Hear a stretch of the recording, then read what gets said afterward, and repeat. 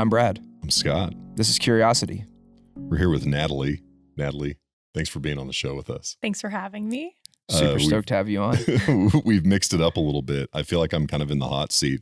I realize that we put these guests on this like pivot thing here that I'll try and navigate. But this is actually a takeover. You're on the podcast, and exactly. What's happening today? But one of the last episodes that we did, there was another event going on, and so like all the kit was gone, so it was just the audio version of the podcast. So it's kind of fun to have the lights back and kind of have the whole setup in place. It was kind of strange not having the whole setup. It felt a little weird. Well, I record my podcast with no setup, so this is extremely different for me. I remember when I was on the podcast with you. Yeah. It was cool, though. I was a little nervous because I was the first podcast. I've done like radio, but I've never been on a podcast before.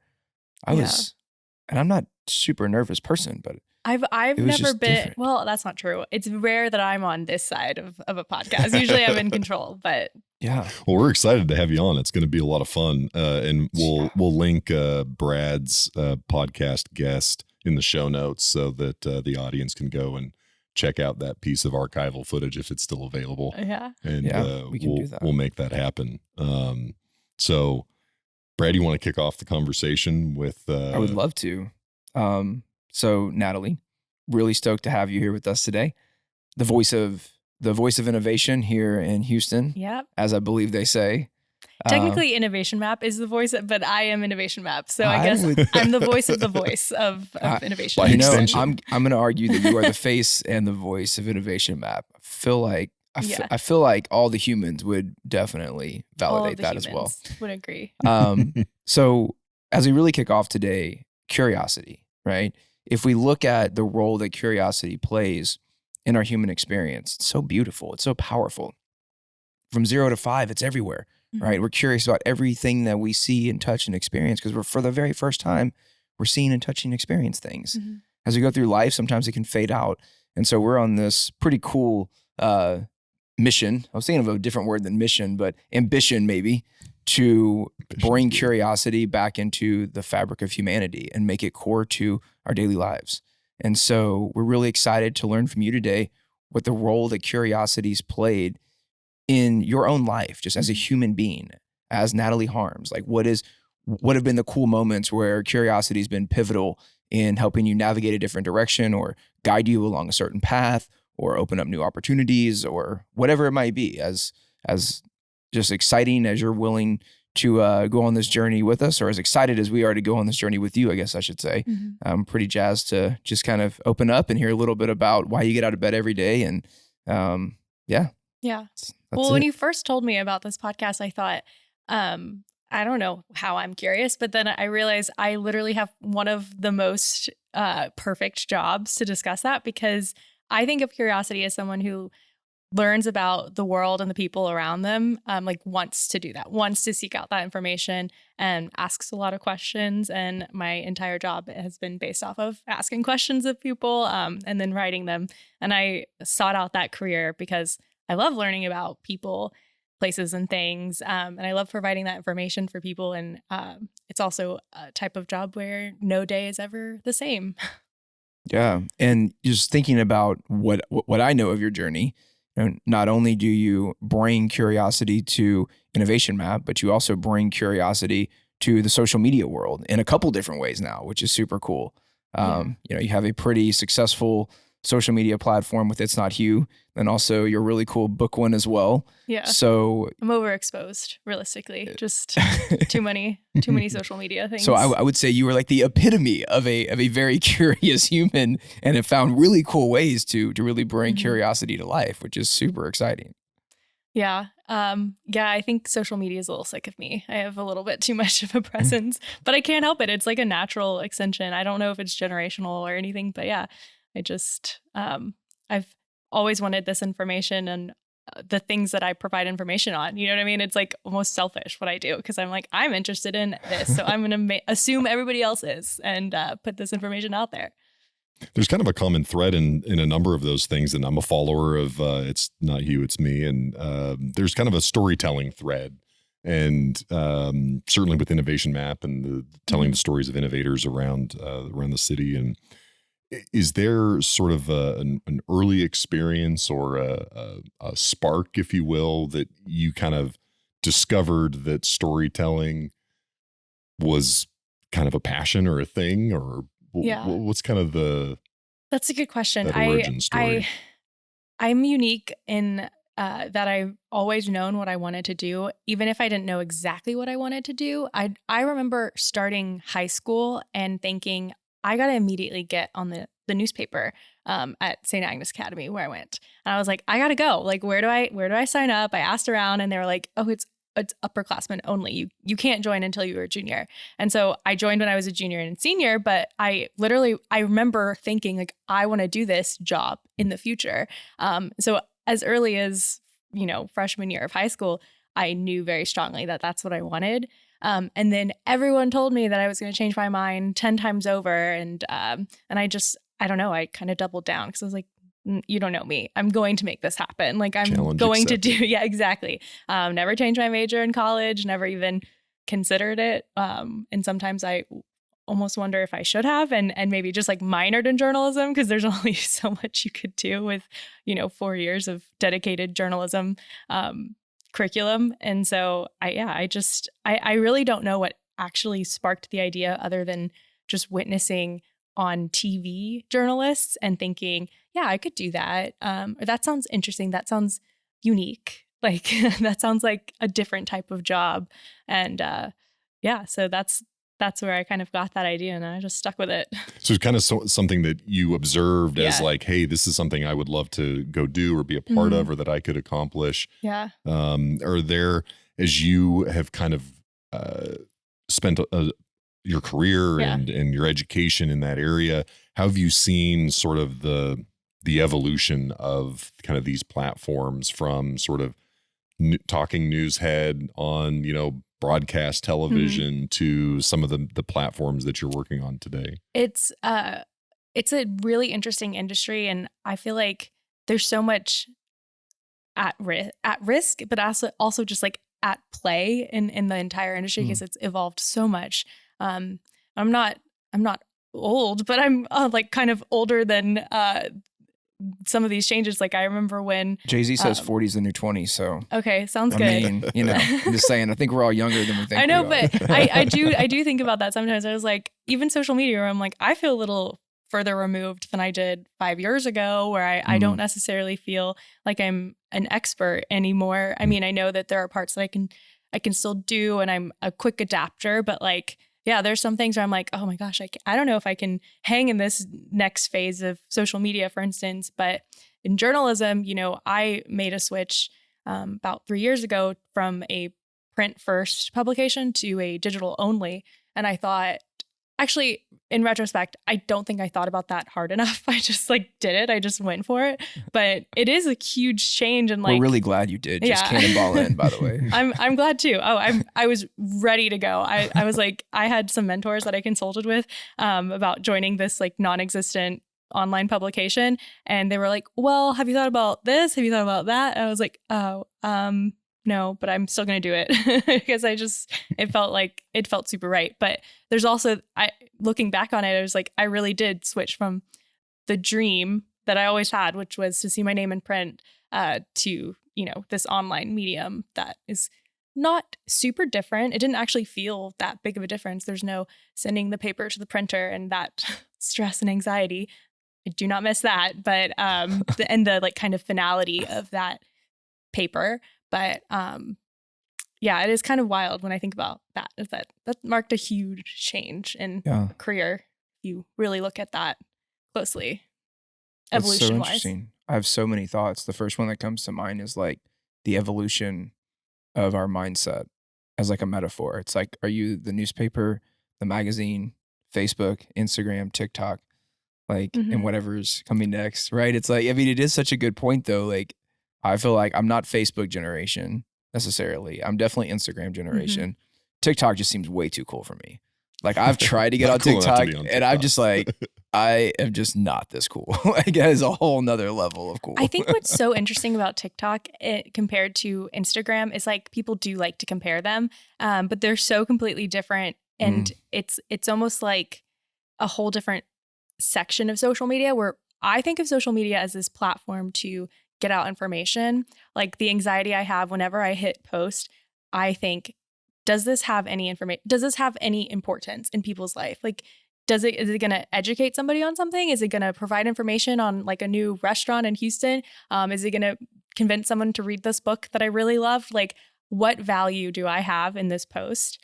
And I just think about it too much. I just like overthink about it. And I'm like, I can't post it unless it has that value.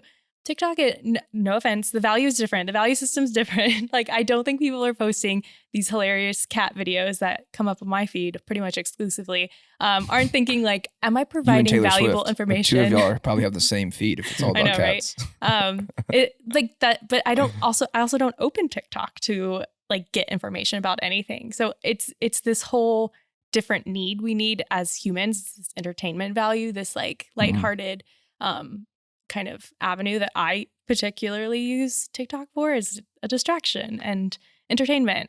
Whereas I don't open Instagram for that necessarily, or like I don't think about my content strategy as being just fluffy entertainment. So that's a good lead into what my second thought was, as they were like converging thoughts hitting me in the brain at the same time, which is always a fun moment.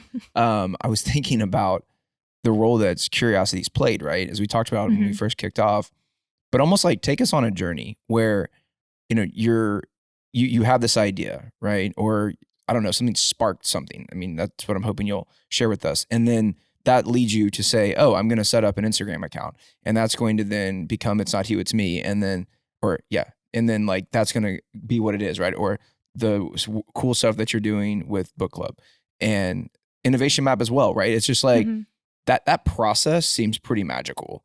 So like, take us on that journey of like idea to like platform to like content to like inspiration. Yeah, well, It's Not You came out of I didn't have a job. I graduated college, did a program at NYU for magazine publishing, and was still freelancing and had no opportunities for full-time employment. And I just kind of thought about like, you know, what's the content I want to create and how do I create a platform for that kind of thing? And so that's the origin story of that. And then like kind of how it took off is a whole other thing. But most recently I did start during the pandemic when everybody had a little bit extra free time on their hands for the most part. If you work from home and your social life has been canceled kind of thing, like I was in.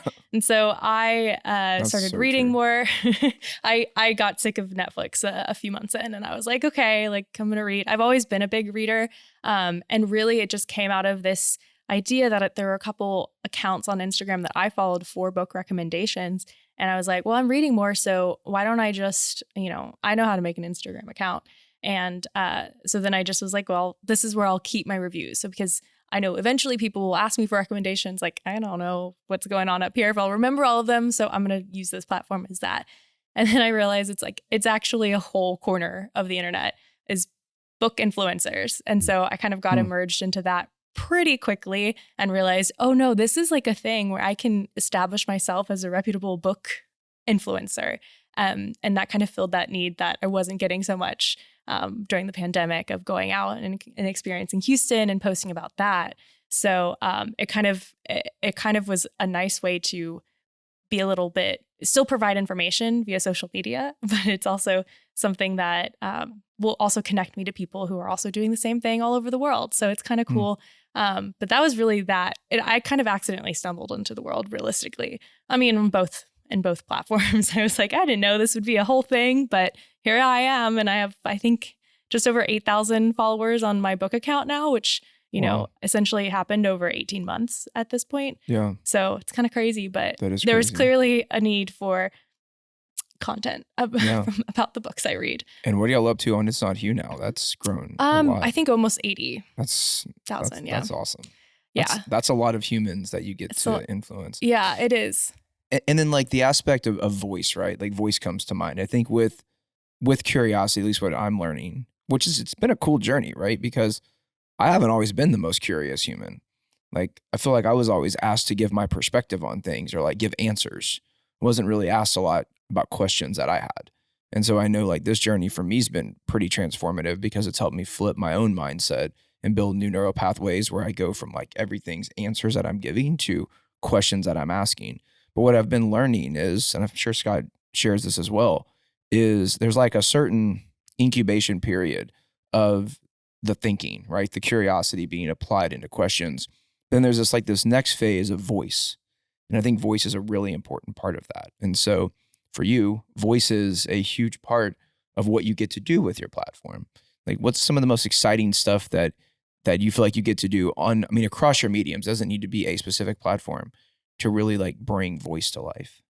Yeah, I think that's a really interesting concept because I specifically went into journalism because, like, yes, I'm writing the words, but I'm telling someone else's story. You know what I mean? It's not necessarily, I'm not writing a first person narrative about me. I'm interviewing people and telling their story. I'm giving a voice to someone else through whatever platform that would employ me as a journalist kind of thing. And so the world of an influencer really kind of has never been,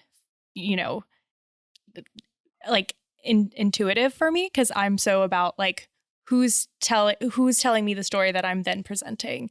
But when you're an influencer, it's about you and what you like and what you have to say about X, Y, and Z. So that was kind of interesting and not kind of second nature for me. I would say at first, but I still think it's a little bit hard to put me at the center of a story when I'm just so used to the journalism side of things of telling someone else's story. I always say that for It's Not Hugh, our main character is Houston. It's not about me. I'm maybe a vessel and telling you why you should enjoy this restaurant, this workout studio, or whatever. But it's not about me. Yeah, It's Not Hugh is like all the reasons why Houston is my favorite color. Yeah, it's like every single one. There we go. I'll just start pointing people there. Be like, this is why. Go to It's Not Hugh. Clearly, yeah, just scroll for like 5 minutes. Done. I mean, Houston sounds great. I love that. One of the underlying premises that we've got in terms of our journey is kind of, as Brad's touching on it, so to kind of build on it a little bit, is this ability to kind of ask questions. And that's a skill set that doesn't come naturally to a lot of people and is one, though, that can be learned. And one is somebody who tells people's stories and talks to people in all different kind of corners of kind of the innovation space. Can you share a little bit about what you've learned along the way in terms of what makes a good question or a bad question? Like maybe a little bit of the tactics on kind of what you've seen kind of unpack get to the state that you want to get to. You know now what good story versus maybe less interesting story, et cetera. You've had an opportunity to talk to a lot of interesting folks. Like, yeah, a little bit of your learnings and perspective around that. I think it's funny because I'll like prepare for a podcast interview. I probably shouldn't reveal this, but like in 10 minutes, if I'm familiar enough with, somebody or a company or something like that. You're ahead of us. At least you that's a lot of time. Well, you taking notes, Brad? I mean, I'm like, I prepare 10 minutes. I don't know if it's I think it's type A where I'm like, I have to know where things are going. I have to like and I hate to be like, if I'm listening to someone say something and I'm going to be like, what do I ask next? So I'm like, I have the question so I can actually pay attention to, at least on the podcast. But if I'm doing an interview that's not going to be uploaded as an MP3 or whatever, like if it's the recording is just for my annotations later, I get to really have a conversation. I don't think too hard about like what I'm going to ask them. But I have learned, I think business journalism is also sounds a little boring, and I kind of agree. It's like you usually do kind of have a structure. You know what the story is going to be. Your conversations with people are just kind of supplemental to like really build out the story. But what I've learned writing about startups, especially in terms of what I do a lot on Innovation Map, which is, almost like a startup feature. Like the story is only about this one startup, maybe how they got started. Maybe there usually is like a news peg to it. Like they just raised some money, or they're growing their team, or they have a new iteration of their technical programming or whatever it is. Yeah. But what I've learned is a lot of people don't have first of all, startups are founded by people who are really passionate usually about their technology and the solution they're providing and their company in general. It's very common to hear founders refer to their startup as their baby. So it's like, it's very personal when you're talking to somebody about their company. And sometimes they don't necessarily know how to do an interview. This is their first interview and I'm their first, interviewer. So it's a little more pressure in that way. Whereas most of the time in business journalism, it's like people have been media trained and they know what to say. And it's just kind of supplemental interview. But so it's a lot of pressure. And I enjoy that in a way because it's much more personal and it feels closer to that original interest that I had as being a journalist and telling people's stories. So it's really fun to get to write those stories. And it doesn't happen too often where I get to write a story and I'm like, I'm really proud of that. This person is so interesting and they're really passionate about their technology. And so when those happen, I'm like, I love that. I love that for them. I love that for me. Super But cool. It's a lot of pressure though. Like I said, it's to when I'm talking to somebody and I'm like, the story's cranking out in my head. I'm like, oh, this is how I'm going to start it or whatever. And I'm like, will they like it? Do they like that I talked about, their bad first date that then led to them creating a dating app? Like, but I think that's also what makes good journalism is the people element of it. It's And really the humanizing. Mm-hmm. Yeah. The being able to unpack and discover sort of the nuances of humanity and individualism, I think is something that is a bit of what we're on this journey to help people kind of get a better, build better muscles around how to do that, because it's so, our consumption of media and our human interaction is so condensed from what it has historically been, and the speed of those changes, our sort of brain power and evolutionary background isn't keeping up with that. And so we don't have the time and the attention to spend to sort of get to know individually the humans around us. And so we make these sort of quick catch kind of decisions around how we will think about or interact. And so just a not only a mindset around being willing to ask questions, but asking open-ended questions and being willing to sort of hear and pull on a thread that maybe you didn't know was there when the conversation started. And as in terms of just some of the tips for listeners and that are looking to get out and kind of practice a bit of that. Yeah. I mean, that idea, as you said, I think it's both individualism, but also just diversity and inclusivity across different perspectives, belief systems, infrastructures, societies. I mean, that was one of the biggest motivations for Curiosity is we have what appears to be or feels like a quite polarized society at the moment. Politically is definitely one aspect of it, but I think it goes beyond that to just our day-to-day lives and the interactions that we have with other humans. To at some point we forgot to celebrate diversity and different kinds of voices and perspectives and being able to have like dialogue and discourse and ask questions and like learn and grow from one another. I think there's something super powerful about that. And instead, it feels like we live in this alternative universe where we get fragmented realities that are pretty microscopic, but that to us, because of the mediums where we're getting information being fed to us, or we're engaging or interacting or sharing information, is the whole truth. And I think that my hope, one big hope here, is that Curiosity allows us to kind of open our minds to be curious again and ask questions and celebrate the fact that someone believes something fundamentally different than I do. I think that's a beautiful thing. And so we definitely want that to hopefully inspire other humans to, in that moment when, you hear something that maybe you see a different perspective of, or you believe something different, when you feel like that like rush of emotion and endorphin just about to explode through your mouth, like pause and take a breath and maybe ask some questions and learn before just subjectifying that perspective. I think as recently as like 20, 30 years ago, humans operated in their kind of networks, right? And those were like physical networks that you had your people that you worked with, you had the people in your neighborhood, you had your family, like the people you went to school with, your close friends, but those are very insular. You know them in person, you've spent time with them in person. And as the internet has equipped people, the world is now very worldly and we can connect with people all over the world. And I think that's great to an extent, but instead of, it's opened up these new digital networks that I think don't have as strong as a connection. You're more removed from this person because you've never met them in person. And so then they're not a real kind of human to you. They have less value, I think, just because you don't have that physical connection to them. So I think it's really great that we can see how people live all around the world, but it's almost like it's weakened that human to human connection because it's digital.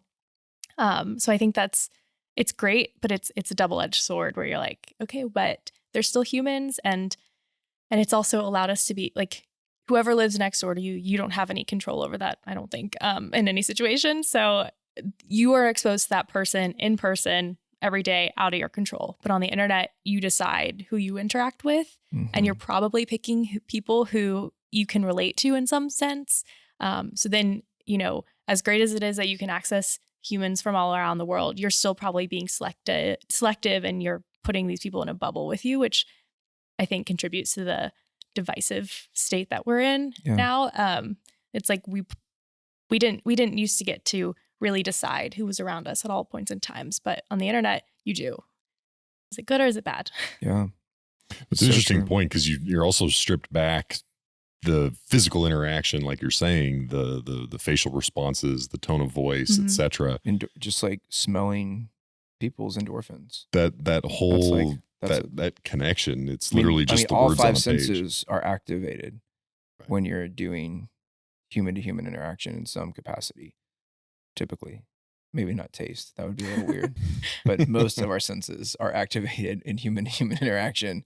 And that's trust, that's confidence, that's bond. That's relatability. That's our willingness, I think is the right word. Our willingness to listen and learn more readily, which is one of the most interesting things I think about what social media has done, just from a more behavioral lens, right? So one of the major correlations to behavior shaping, right, is frequency over time. And so if I have a high level of frequency over a certain amount of time, whatever that amount of time might be, to change a behavior, it takes 3 months, for example, but we're going on many, many years at this point of changing behavior, and frequency and time have played a critical role in that, right? So the behaviors that we have today through social media, it's now a learned behavior. And so that behavior doesn't just exist anymore within a social platform. It's now kind of manifested itself into the physical world. And you see evidence of it where people we speak differently than I think we typically spoke in a face-to-face interaction before social media was as much of a part of our life as it is today. And I think to your point, this is not an us versus them, human versus machine conversation. I believe every tool has an opportunity to do beautiful, magical things, and every tool sometimes can do less than awesome things. But I think what's really powerful is being aware that this is a tool and it does have the ability to reshape our narrative, our perspective, our point of view. But to the point, and I share all that because you said something earlier that really resonated with me. And I would describe it almost as like you humanize people's stories. And by doing that, you really elevate their voice. So I'd love to hear a little more from you on how do you go about doing that? How do you go about having this conversation with another human being and really seeing them as a human being and all their passion and all their excitement and all their technology is the best thing that's ever happened, and really bring forward that human voice? I think most of the time it's pretty easy because people are people first before they're a founder or, whatever. That is the reason that I'm interviewing them. And so people have a very people connection. Even if I'm just talking to somebody on the phone, usually I can pick up their energy and excitement. So I think that's pretty easy. But I also usually have a game plan when I go in to tell a story. Like, it's this type of story. So I know I want this and I want to know the answers to these questions. And then just go in with those goals, but then treat the interview as a conversation and let it go where it needs to go. I mean, sometimes on my busy days where I'm like, okay, I can crank this out in a 20, maybe 30-minute call. And then I can write the story up real fast and hit publish. And when I'm responsible for publishing 3 stories a day. Sometimes I need that, those quick stories. But if I go in with that game plan, I love being surprised where I'm like, oh, I didn't know this. Like I didn't know that this was going to be a part of a story. So whatever game plan kind of bare bones kind of structure I had for the story, I'm going to have to throw that out the window because, this information is much more important. And I always look at, you think of a news story, and whether it's a feature or breaking news as an inverted pyramid, you have your most important information at the top. Well, even if it's a feature and there's not necessarily like breaking news associated, I still think that sometimes the most important part of that story is, the people part of it. Maybe my intro is going to start at the beginning where this individual had this idea based off of their own experience to start this company and provide this service for people who were also going through what they were going through. And so I think, starting with that anecdotal type of intro is important because, again, people are people first. And so an individual reading that is going to identify with that versus me just starting cold and being like, this company does this and they're raising money or whatever, like the story is. So, and it's like that relatability factor. It feels like super critical to that as well. I know. I mean, and there's people solving problems in Houston that I firsthand experience. And that's really exciting when I get to write that story where I'm like, I've been this person. Like, I didn't have an idea for a company because I'm not an entrepreneur, but this person did, and they created a technology that is solving that. So those types of stories are always really fun for me. You have this unique opportunity to kind of put your curiosity into a display case for kind of others to check out and react to and comment on, and you have kind of a exposure to kind of an interesting feedback. Got sort of 2 questions, and we can address one or both or none of them. Is you just stiff arm us? Just sort of are there things that you are passionate about or that you spend time on that don't have that display case that you particularly enjoy and kind of think about, but are more kind of like you do them for you, not that you don't do the other things for you as well, but like that are a bit different, and maybe nascent things or things that you've just kind of enjoyed. Do I have any hobbies that I don't brag about? Right. Honestly, I don't think I do. Like I am really pretty much everything I do is pretty well documented. You can tell by the literal tens of thousands of photos on my phone. But yeah, I do. Reading did start as that. Like it was definitely something. But when you're passionate about something and you don't want to talk about it, like I can't relate to that, because that's exactly what happened. Is I really loved talking about books, and then I like turned to my friends who don't read, and I'm like, I can't talk to you about books, so I'm going to talk to people on the internet. No offense. Like I have been in a book club for over 7 years now, and we read a book a month, and that's great. But I read much more than that, and I have all these other books that I want to talk about. It's great that I can talk about this, one book a month with this group of friends.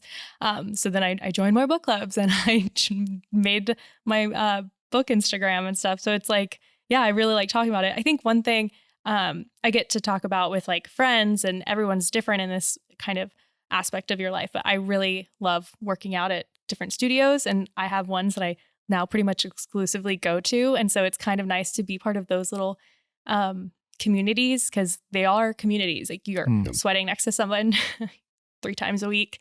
And you kind build some community right there. Yeah, you Physical, really do. I mean, smelling sweat. I went to a spin studio for I think 3 years, and those are some of my friends like right now. People are like, how did you meet? I'm like, we worked out together, or she was my spin instructor, and now we're neighbors and we hang out weekly. You know what I mean? So that's kind of nice. And I don't really post about those because you can't. That's my me time to, check the box if I worked out. I'm a good person today. And but also like mentally escape for 45 minutes to an hour. So your next platform will be all about exercise. It sounds like. But that's the thing is like, I know that's not going back to like what I'm posting has to have value. I don't have that much. I go to the same places. There's nothing new. Yeah. Like, you know what I mean? And I am by no means a fitness expert. So I have no value to give people on this like topic. But it is still very important to me. A big part of my life. I mean, I work out daily if all goes to plan. So that I don't even. You could go try every gym in Houston. But I don't want to. I mean, I don't want to. I should. That'd be great content. But like, that would be cool. It would be nice for someone to go on that journey. I'd like to see through their eyes. But have you ever gone to a new studio somewhere you've never been before? I'm sure you have. But like, you go to somewhere new and you're like, I don't know where to put my bag. I don't know who this person is. Wait, this isn't actually that hard. Or, like I think I'm doing this wrong. Yeah. I don't love that. I mean, I'll do it. Every once in a while, I'm like, I'm interested in this new type of class, trampoline class, where you work out on a personal trampoline, and it's called Bounce. And it was great for like one time. Like I was like, this is great. This is cool. I'll blog about it. But I like the structure. And I also feel like in fitness, you have to stick to something to actually see results. So I'm like, okay, I'm going to do Pilates. And I'm going to do it 3 times a week until I can do every single thing this Pilates instructor is telling me to do, which still not happened, but it will one day. But I'm like, I have these kind of goals that you need to like improve on and stuff. So that's where I really like to see myself change with a specific type of working out. Yeah. But yeah, so it's that thing where I'm like, it'd be great to provide this value of all the different studios, all the different types of working out that you can do in Houston. And I do that to some extent, but it's never going to be something I dedicate a lot of time to because it's personal and I want to do the thing that's right for me versus the rest of Houston. So for this one thing. that thread leads me to sort of my second question. Okay. Again, you can stiff arm this question is, are there things that are on the horizon that are sort of either on the back burner now or kind of areas that you've kind of observed and seen like, hey, I would do something there or look at something here or, another, I'm glad that you brag about your hobbies because the things that you're interested in or doing are interesting to me and I benefit from it, the value that you add. But anything that's sort of cooking that you're willing to talk about? I don't have any like one thing that I want to do that's kind of new, but I was thinking about this because everyone does the new year. You're like, what are my resolutions? And I took a step back from making these resolutions, but I actually do have one though. Now that I'm thinking about this, I was like, I'm just trying to be better across the board is kind of my idea. Like you pick a word, a group of my friends, we all picked a word. And so I picked the word. Oh my gosh, I was about to ask you if you picked a word. Skylar and I picked words. Go. What's your word? My I'm word so excited. Is flourish. Like that's the goal, is to flourish. Because I think that we all want to do new things on a new year. You're like, I'm going to finally do this. I'm going to finally do that. But I felt like between 2020 and 2021, I kind of just like lost momentum across the board or whatever. Like, I feel like I was failing just based off of my various email inboxes. I'm like, I'm failing here, I'm failing there. I'm behind on this, I'm behind on that. And so rather than have some grandiose thing that I want to accomplish that's new and not already on my plate, like just be better at all the things that I'm doing. So to flourish across the board. But I do have like a not so secret passion for like writing fiction. Like I've never done it, but I would love to do that one day, is to actually be a published author of a book that I would want to read. So I'm going to write it. And is that like a middle grade fiction book, or like where do you think that would land, or like, hey, I just want to write a piece of fiction. It doesn't matter sort of what the audience might be. One of my favorite genres of book is thriller suspense novels. Mm-hmm. And I'm very, very picky about which ones I like. Like I'll read any thriller, unless it's a series, because I have commitment issues, but like any standalone thriller I'll read. But I'll be really picky about it. If the villain is obvious, or if I can guess every twist, or, if the writing is not good, but, the plot's good, I'm like, no, you gotta have both kind of thing. So I think that would be an interesting type of book to write, and that I would feel like I would, because I'm so critical, I think, I should be able to do it right. But really, it's just been me putting off starting because I'm like, I don't want to mess it up because I'm so picky. I know other people are. or whatever. You have a few starts though, like I have a really great idea. I have a really good okay. idea. It's just a matter of, like I said, the sitting down and writing to the standard that I have is the biggest part. Can we get a teaser, like first heard on Curiosity?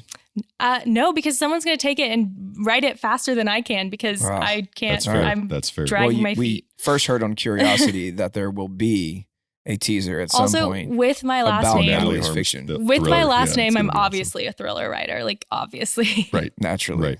Right. I'm not a thriller fan. What were y'all's words? You're not a thriller fan? No. You don't? No. You don't like being scared? No. Oh, weird. Not at all. Well, to be Sky fair, loves all the thrillers and the murder books and all the creepy stuff. Like, she is here for it. I think y'all probably share a lot of the same books. Probably. I think what's so interesting about thrillers, though, is you have to have, like, you get tied into these characters, and you put yourself, I think most readers do this too, though, is like you put yourself into the character's shoes. And so you are the main character maybe, or you're one of the characters, you're part of the story as you're reading. Problem solving alongside. Yeah. And so it's completely addicting to be a part of a thriller as it kind of unfolds. And so sometimes I read them and I'm not like necessarily connected in that way, but the ones that I can actually connect to and like get me hooked to where I can't put it down, stay up late into the night reading, those are going to be thrillers more than they're going to be like a rom-com or historical fiction. I'm going to be like, I can't connect to this in that personal way. I'm still fascinated by the story, but yeah, that's why I was like, and signing up for an experience. Yes. That way. And so I think that's probably how I'll write a book, is it'll be very like, I am this character. This is my story. Take on the persona of the character. I love your word, by the way. Flourish is it's a beautiful word. To answer your question, my word is good. Okay. And the reason I chose that word is because I want to experience all that is good in this world, and I want to share and kind of bring good energy into the world and just be a steward of more of the wonderful things that we do have in this world, rather than always focusing on or being fed information about that which is less than awesome. Because I think I often tell people, every human on any given day is awesome, more than awesome, or less than awesome. But I think that our brains naturally gravitate to the moments when we're less than awesome and really get fixated on that. So I want to try to keep my mindset and my vocabulary and conversations more to the awesome and more than awesome, and just bring more good energy into the wonders of humanity, because there's a lot of beauty that we overlook. Yeah. And what's funny is Sky's word was energy. And so you put it together, good energy kind of fit really. One of my friends was energy. That's good. A good one. It is a good one. Good is a good one. Good is it's good energy. Yeah. Sky, did you have a word? I guess it's up to me. I'm sort of committing to one now. I love the exercise, and I've done it historically. And mine's in the same vein, I think, is just the word live. And there's a lot of life that doesn't fall into the category of living if you're not careful. And so I think that for me, the priority is to do more spontaneous kinds of things, more living. So I think that is a focus. Yeah, that's a good one. Because it's you're being alive, you're living, but it's like, are you doing the things that you want to do with that life at every moment? Because it's like, it's so easy to just, I'm just going to sleep in today. I'm going to skip this thing that I was planning to do or whatever. It's like, I can do it later or whatever. It's like, no, be intentional and be present. And I think that's probably, for me, I've spent a lot of my life sort of grinding through the present for some future state. And I think a lot of us do that. There's this kind of hope or promise for some future. And there's a lot of that we have control of and over, and a lot that we don't have control of. And so being more present, and so that is for sure something that's on my mind. I've got 4 kids, and they're all in school now, and there's like a lot that they're getting into that is an opportunity for me to be sort of more of a present parent versus maybe sort of how I've thought about that in the past. So yeah, it's easy to take for granted, I think, Oh, for sure. So absolutely.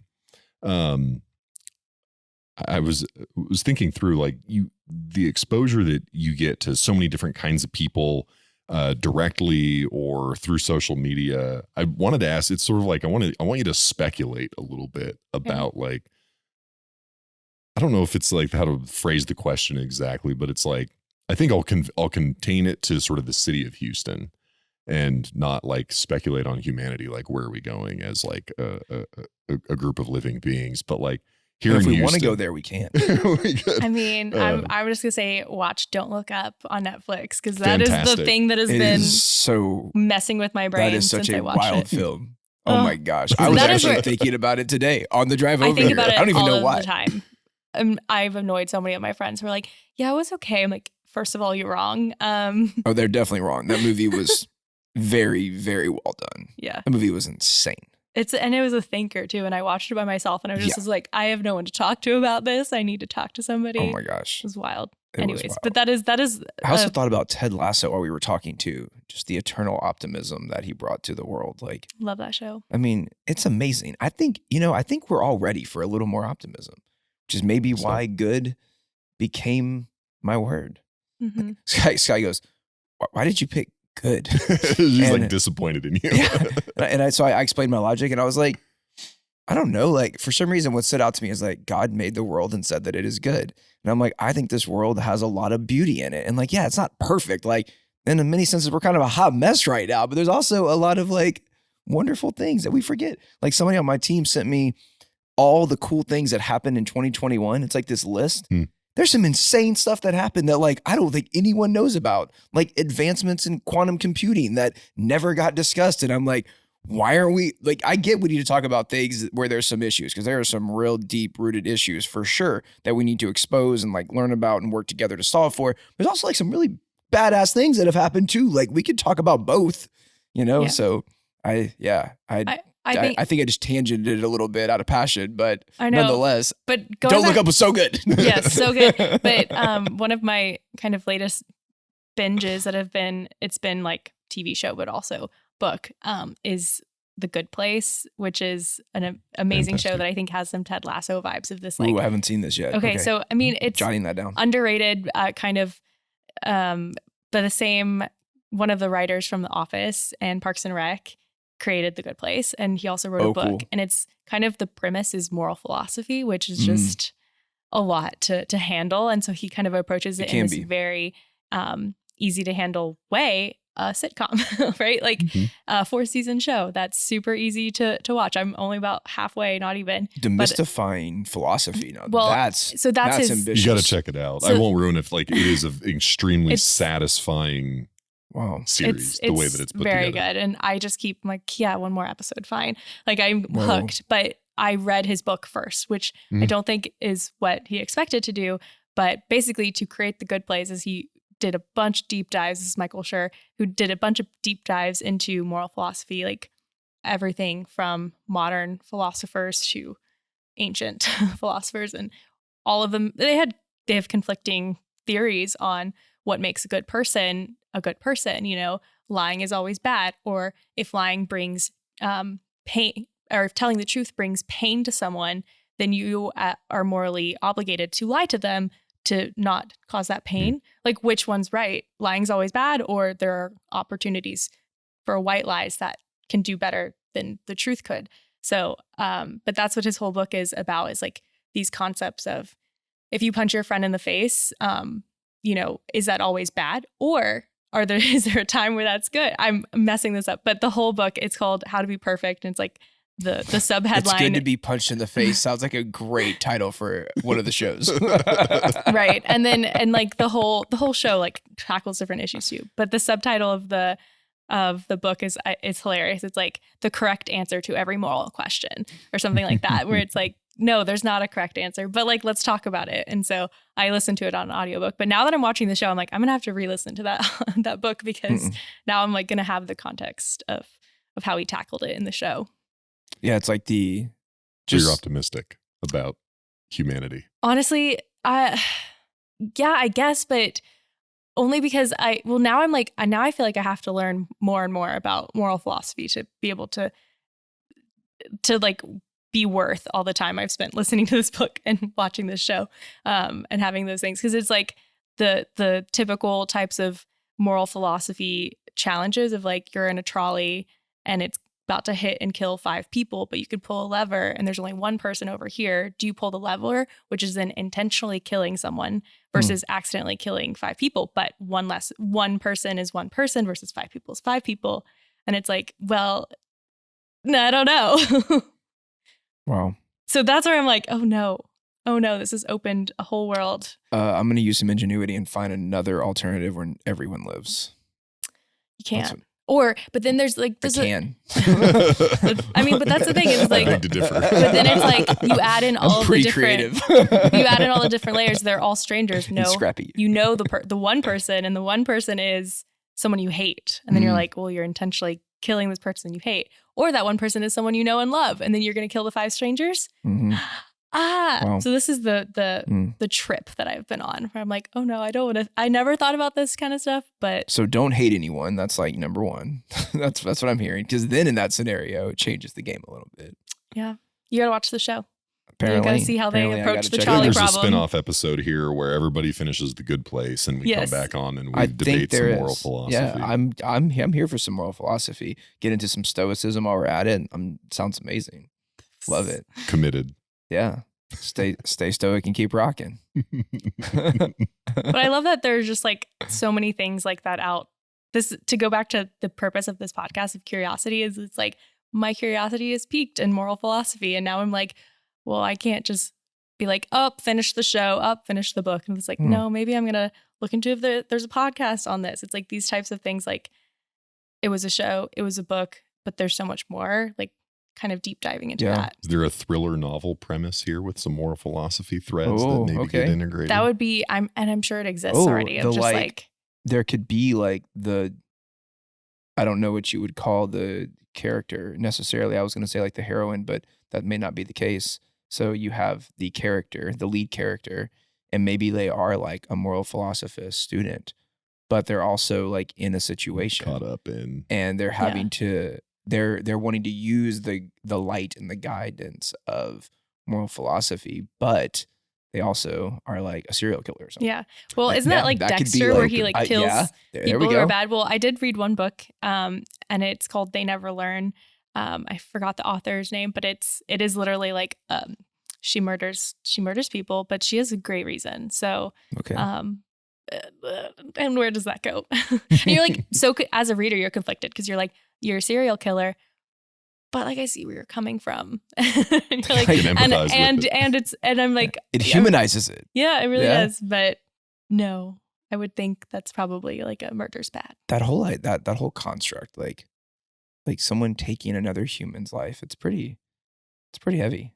And like if you really when you really break it down, like I was talking with someone recently, it was a very deep conversation, as I like to have, but we were talking about some moral philosophy, and it was like, someone breaks into your home. I'm like, yep. They're like, you have a gun and they have a gun. What do you do? And I'm like, I'm not going to kill them. I'm just not. Like, I don't want to take another human's life. What are you going to do? They're about to shoot you or your family. And I'm like, find an alternative. Like, I don't know. Like, is there not another option? Like, are we that devolved as a society where we can't figure out a better path?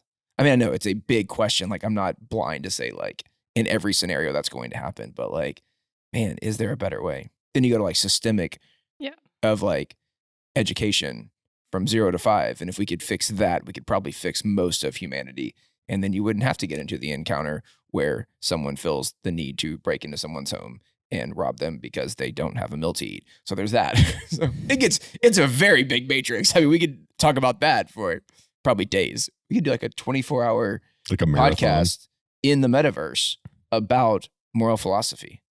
Well, and that's, I think the conclusion of everything we've just talked about is that it's a gradient. There's not necessarily universal wrongs and rights. And so that's what's fascinating is like, how do people nowadays approach those like types of, is this wrong? Is this right? And how did people approach that 20 years ago, 50 years ago, 100 years ago? Like, are we evolving, or has that stayed the same, that we're still in this gray area and we pretty much all agree that like this one thing is wrong and this one thing is right? But I think with kind of the cancel culture of the world, not to bring it to this, but like you see that there's there are things that we can all agree are wrong, and then some things that maybe are a little less wrong, but we still treat it the same way as being completely wrong. And so I think that's not necessarily new, but it's on a grander scale now. Yeah. And then you introduce laws of nature like gravity. I mean, it's hard to argue gravity, right? I was having a similar conversation with someone recently, and that's what we were talking about. We were talking about just the complexities of, good, bad, right, wrong, et cetera. And like, does that even exist? But then when you introduce like some things that are just fundamental fact, like gravity, it's hard to challenge that, because we know that if we step off the side of a mountain, we will fall. Like, even if we, and so we talked about, what if you introduce technology? It's like, well, technology isn't eliminating gravity. It's just giving you the ability to overcome the natural law's limitations, but that doesn't mean the natural law no longer exists. So like that philosophical perspective, I've always found super fascinating. Like, I think some things just are, and it's almost like there's like a level of like appreciation for and gratitude for that which is and that which is not. Again, getting very meta, which is where I love to live. So I will digress from that.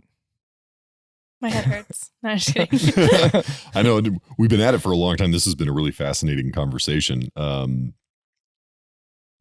Natalie, really appreciate you having, I feel like you're having me on the show, because I'm like here in the middle, experiencing the guest seat, but it's awesome to have you on the show, and really enjoyed the discussion.